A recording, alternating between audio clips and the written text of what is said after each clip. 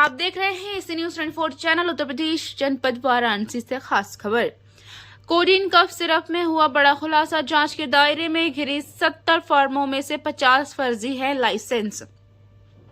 आपको बताने चले कि उत्तर प्रदेश जनपद वाराणसी से बड़ी खबर निकल कर आ रही है। वाराणसी में कोडीन कफ सिरप में ऊपरी खुलासा हुआ है कि जांच के दायरे में घिरे 70 फर्मों में से 50 फर्जी हैं। लाइसेंस इशू करने वालों की भूमिका दोषपूर्ण है।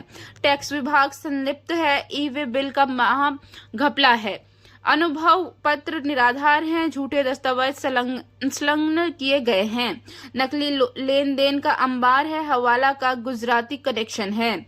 मनी लॉन्ड्रिंग की कई परतें हैं। वाराणसी, चंदौली, जौनपुर, सोनभद्र, गाजियाबाद, हापुड़, बिहार से लेकर विदेशों तक तार जुड़े हैं। उत्तर प्रदेश नहीं, अब तो पूरे देश की जनता इस बात को लेकर चिंतित है कि ये तो वो दवा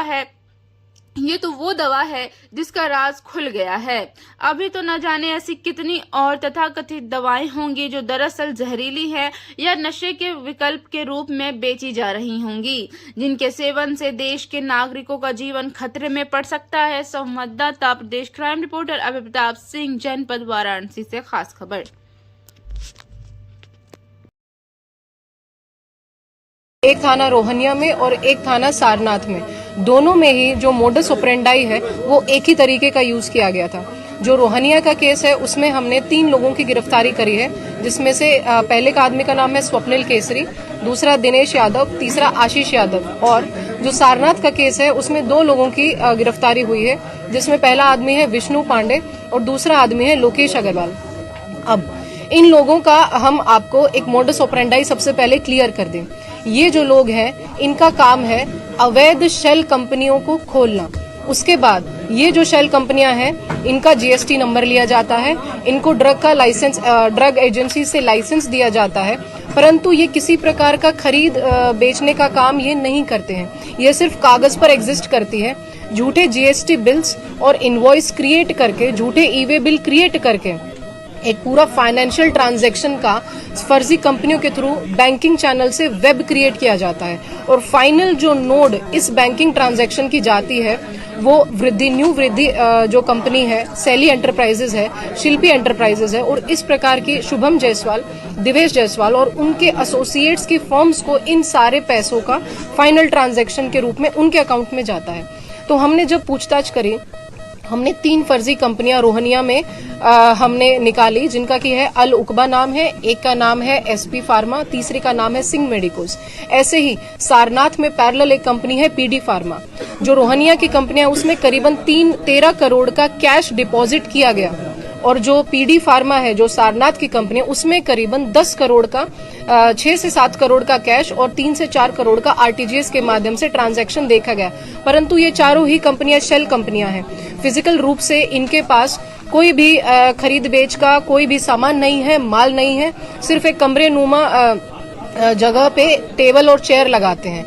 ये कंपनियां जो अवैध कफ सिरप है जो कि डाइवर्ट की जाती है बिहार में, वेस्ट बंगाल में, बांग्लादेश में, क्योंकि वहां पर 10 गुना इसका दाम है। वहां से जो भी इनको पैसा मिलता था उसको गोल्ड के रूप में या हवाला के रूप में कैश के नोट से यहाँ पर वाराणसी में रिसीव किया जाता था। रिसीव करने वाले लोग रोहनिया में हैं दिनेश यादव, आशीष यादव, शुभम जायसवाल, और एक सारनाथ से एक नाम आया है प्रतीक गुजराती और लोकेश अग्रवाल, जिसकी हमने गिरफ्तारी करी है। ये लोग इस सारे पैसे को इन शेल कंपनियों में जमा करते थे।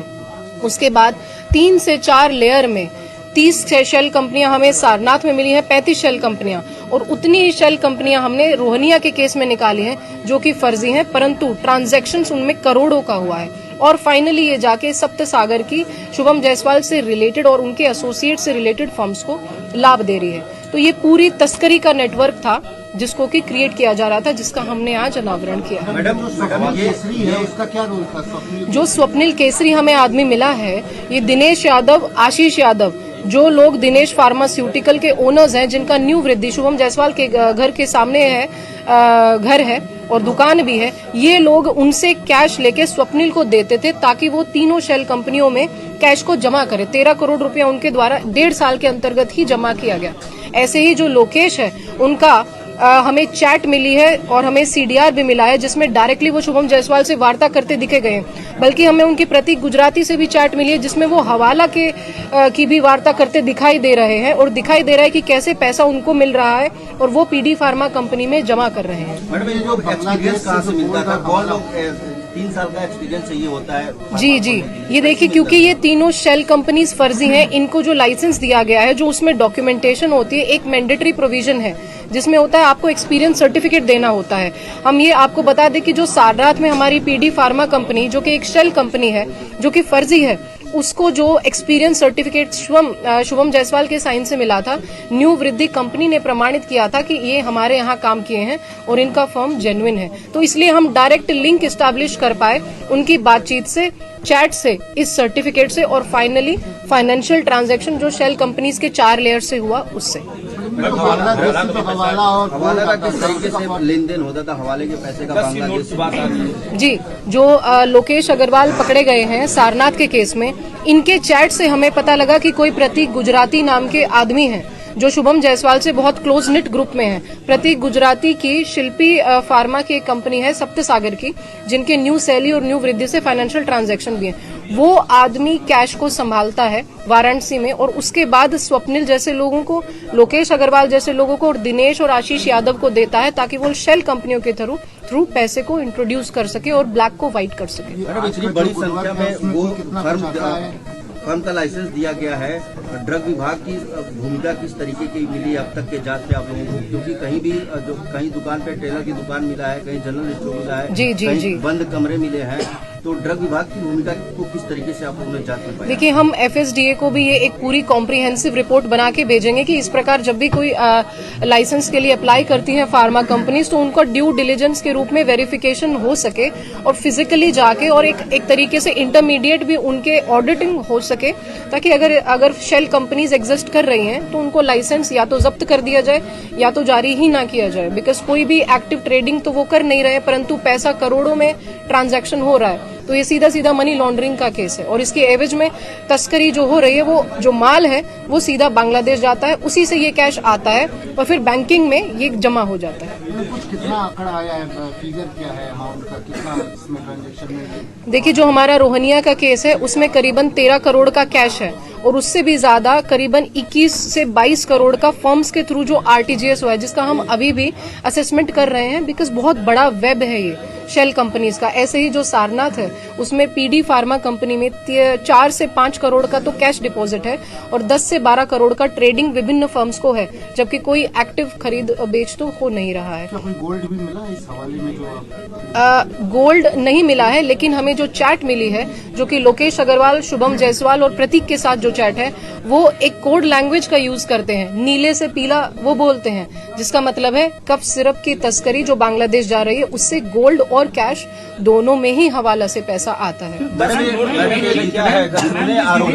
आशीष यादव और जो स्वप्निल केसरी हैं, क्या इनका कुछ पॉलिटिकल कनेक्शन भी कुछ सामने आया है? पॉलिटिकल कनेक्शन सामने आया अब तक के जांच? विधानसभा में भी इस बात का खुद सीएम ने भी जिक्र किया था। अमित यादव का भी नाम लिए थे मुख्यमंत्री योगी आदित्यनाथ जी। देखिए, जो चूंकि पुलिस का काम अपने केस को देखना और एक जो पूरा चेन ऑफ कमांड है हमारी, पूरे के पूरे मोडस ऑपरेंडाई है, उसके ऑब्जेक्टिव एविडेंसेस को लेके उसे प्रूव करना है, फॉरवर्ड और बैकवर्ड लिंकेज। अभी हमने राजनीतिक तथ्यों पे इस प्रकार का कोई असेसमेंट नहीं किया है, वो हमारा काम भी नहीं है, वो एक डिफरेंट मुद्दा है। परंतु इसका जो लिंक हमने स्थापित करे हैं, बैकवर्ड लिंक भी और फॉरवर्ड लिंक भी, उनके चैट्स के थ्रू, उनके कॉल्स के थ्रू, उनकी लोकेशंस के थ्रू, उनके आईपीडीआर के थ्रू और फाइनेंशियल ट्रांजैक्शन की पूरी चेन के थ्रू, वो हम क्लियरली साइंटिफिकली प्रूव कर सकते हैं। इस पूरे मामले में एक नाम स्टार्टिंग में आ रहा था शुभम जायसवाल के साथ, प्रशांत उपाध्याय लड्डू, राधिका एंटरप्राइजेज उसके फर्म का नाम। जी जी जी जी जी जी क्या उसका नाम क्या है? जी, हम बता रहे हैं। जो हमारा रोहनिया का केस है उसमें 3 जो फर्जी फर्म्स खोली गई थी, उसमें से एक फर्म है अल उकबा। अल उकबा का जो प्रोपराइटर है उसका नाम है सद्दाम हुसैन। सद्दाम हुसैन चूंकि हमें मौके पे मिले और उन्होंने हमें अप्रूवर बनके और विटनेस बनके ये बताया है पूरा कि कैसे स्वप्निल ने उनको कांटेक्ट किया। उसी फर्म से राधिका और राजेंद्र एंटरप्राइजेस नाम की 2 फर्म्स हैं, जिसमें से राधिका आपको जानकारी है, ये प्रशांत जी की फर्म है। इसमें भी काफी पैसा ट्रांजैक्शन हुआ है जो फाइनली न्यू वृद्धि और सैली में गया है। तो उधर से भी link very very clear, financial transaction से बहुत ही क्लियरली वो लिंक दिखाई दे रहा है। प्रशांत उपाध्याय से कभी पूछताछ हुई है इस विषय पर? नहीं, इस विषय में क्योंकि उनका नाम जो राधिका एंटरप्राइजेज है उससे अल-उकबा से ट्रांजैक्शन हुआ है, तो वो डायरेक्ट नहीं, वो सेकंड और थर्ड लेयर में लिंक है। लेकिन अभी इन्वेस्टिगेशन जारी है। 50 कुछ फर्म्स हैं जिनके हमें और फाइनेंशियल ट्रांजैक्शन देखने हैं, तो आगे की कार्रवाई भी इसमें जारी रहेगी। लोग कहाँ से पकड़े गए? ये अपराधी जो और इधर जो रोहनिया वाले लोग हैं वो रोहनिया में ही पकड़े गए। जो इसमें स्वप्निल आदमी है वो चंदौली, सोनभद्र और हमारा रामनगर और रोहनिया चारों टीम्स हैं जो उनको खोज भी रही थी पहले भी। हमें राजू की पूरी टीम ने उनको पकड़ा है, जिनके लिए वो मतलब बहुत ही प्रशंसनीय एफर्ट है उनका। सब उनको खोज रहे थे, परंतु ये की आदमी है जो कैश जमा करता था, जिसके हमें लिंक डायरेक्ट यादव से और शुभम जायसवाल से मिले हैं। क्या खेल है? जी वो कोड लैंग्वेज है जो लोकेश के चैट में हमें शुभम जायसवाल से जो वो चैट कर रहे हैं व्हाट्सएप चैट, उसमें 10 के नोट के साथ नीचे कुछ कोड लैंग्वेज है जो कि हवाला के ट्रांजैक्शंस में यूज होता है। हम उसे और आगे उसको स्टडी कर रहे हैं। प्रथम दृष्टया यही चीज है कि वो चैट में एक इंडिकेशन है कि आपको इतना पैसा इतने डिनोमिनेशन में इस समय और इस दिन ट्रांसफर करना है। इंधन सामान की क्या बरामद हुआ है और क्या कुछ कैश भी मिला है क्या? कैश इसमें नहीं मिला। इनके जो हमने सारे साइंटिफिक एविडेंसेस कलेक्ट किए हैं, जिसमें कि लोकेश का सारे डॉक्यूमेंट्स हैं, उसके लैपटॉप है, उसका फोन का चैट है, सारे के सारे साइंटिफिक एविडेंसेस हमने एक्सट्रैक्ट किए हैं। वो सारी चीजें हमें बरामद हुई। रोहनिया थाने में पुरस्कार मिलेगा इस बार? बिल्कुल बिल्कुल। निकाली गई है, वो कहाँ बैठा है, अब तक गिरफ्तार नहीं हो पाया है। जी उसके लिए भी जो कार्रवाई है वो चल रही है। आपने देखा होगा एलओसी जारी हुआ है। जैसे ही हमारे मुकदमे में चार्जशीट लग जाती है तो हमारे पास रेड कॉर्नर नोटिस जारी हो जाएगा। उसके बाद उनका एक्स्ट्राडिशन का प्रोसेस और संभवतः फिर उनको हम वापस भारत ला पाएंगे। उसी के लिए हम 50,000 का इनाम है ना? जी। 38 करोड़ रुपए की जो अवैध संपत्ति थी उसको जब्त किया गया है, तो इसका क्या मतलब माना जाए कि क्या आने वाले दिनों में उसके घरों पर भी बुलडोजर की कार्रवाई हो सकती है? 2 जनवरी तक की तारीख है जब कोर्ट ने अभी उनको बोला है कि आप ब्यौरा देने के लिए। जी। जो आपको पता है 107 BNSS में हमारे पास ये एक प्रोविजन है जिसमें कि अपराध से अर्जित जो संपत्ति होती है उसकी कुर्की का ड्यूरिंग इन्वेस्टिगेशन हो सकता है। उसी के अंतर्गत ये सारी प्रॉपर्टी का चिन्हीकरण हुआ है और ये कोतवाली के केस से हुआ है, जिसमें कि आगे की प्रक्रिया है।